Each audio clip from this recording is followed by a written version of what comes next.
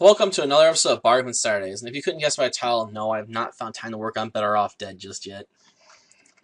I'm off Saturday next week, so I shouldn't have an excuse not to do this movie, because I'll have plenty of time to sit down and write. Usually I spend my days off if they're earlier in the week doing Let's Plays and trying to get ahead on that to some extent. And Monday I'll probably spend working on reviews instead of doing Let's Plays at all, but that's probably going to be a thing on Mondays from now on.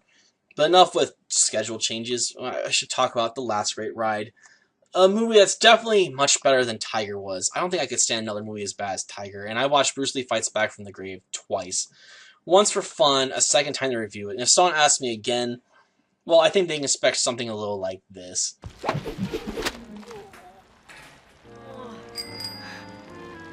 And that was just the way the female character, Juliet, shows how much she likes Ian. That's sort of a thing in my town, too. Girl likes you, she has to hit you in the dick with a newspaper. That's why I usually stay indoors. That way they can't throw one at me so easily. Because let's face it, getting hit in the groin sucks. But The Last Great Ride doesn't have too much of a story going for it, really. It's basically all about finding a great treasure that was hidden by Mr. Morano about 25 years earlier, because he kicked the bucket like 27 years ago.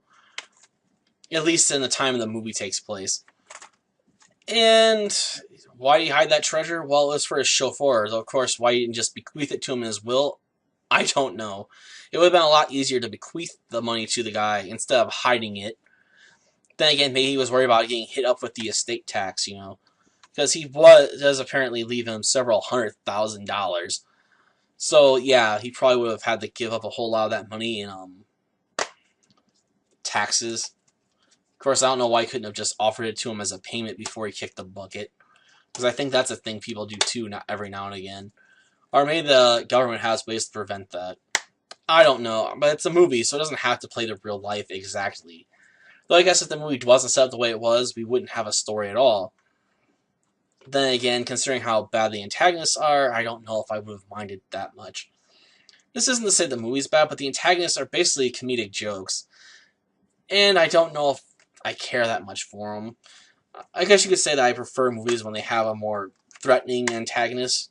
So having a money-grubbing female lawyer that freaks out when she breaks her nails all the time, or a money-grubbing idiot that can't keep track of his own money and basically spends it all so he's broke and definitely needs to find this cash all of a sudden, or he'll basically be out of house and home, aren't that interesting, considering the male antagonist basically spends all his time freaking out about a dog being near him. He's like, my shoes, don't scuff my fancy shoes. I mean, he's so obsessed with his shoes, you have to wonder why he's digging in the dirt anyway, and how did he manage to dig in the dirt without getting his shoes all dirtied up? It doesn't make any sense. I guess I'm thinking too hard about it because it's a movie, but it sort of sucks when you have super comedic villains. I know it's meant to be a kid's movie and it's meant to be funny, but at the same time, it takes away any real threat or presence they have, because you don't really find them threatening. Even when the male antagonist is running around with a pistol that looks like a six-shooter, I believe, of some kind, he still doesn't feel threatening, because quite frankly, he's a joke, so why do I care if he has a gun? He doesn't even manage to use it. He gets it Indiana Jones style whipped out of his hand.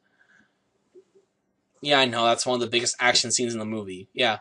Driving around, watching a guy drive around in a 1934 Dunebird, trying to outrun a Camaro from 1998, I believe they say, is the chase scene in the movie. And our best action scene is watching a guy having his gun ripped out of his hands with a whip. Then again, Princess Grace, the 1934 Dunebird, is definitely the best actor in the movie. And it's hard not to say the car isn't an actor, because quite frankly, it's listed in the credits, so obviously it's an actor. Or would that be actress? Because, let's face it, usually when you talk about your car, and if it's named Princess Grace, it's definitely a female car, isn't it? So yeah, she's definitely the best actor in the movie. Period. But it's not a bad movie all told. I mean, you can have some laughs at how stupid and incompetent the villains are. At least if you're not taking it too seriously. And there's some laughs, I guess, to be had by watching the kids interact with each other. Not too much, though. They'll usually amount to the usual standard, bark, bark, bark, bark, chicken kind of stuff. Though, I guess the movie didn't really need too much to catch my attention, because at least there's a mystery going on about where's this money at going on in the background too, which becomes basically the main focus of the second half of the movie, even though it's brought up in the first half, because the first half's mostly spent establishing characters, our main players, if you will, with Ian and Juliet and the grandma and the chauffeur with Franklin Lyle. Not a bad movie. It's definitely worth a watch if you're looking for something on the cheap family side, because there's no real special effects to be had here. I mean, unless you want, at least, I mean, super special effects is usually talking about CGI nowadays. So I can be thankful the movie doesn't have any of that blatantly in there. And it's a nice car, man. Princess Grace is a sweet car. You should watch the movie just to see the car.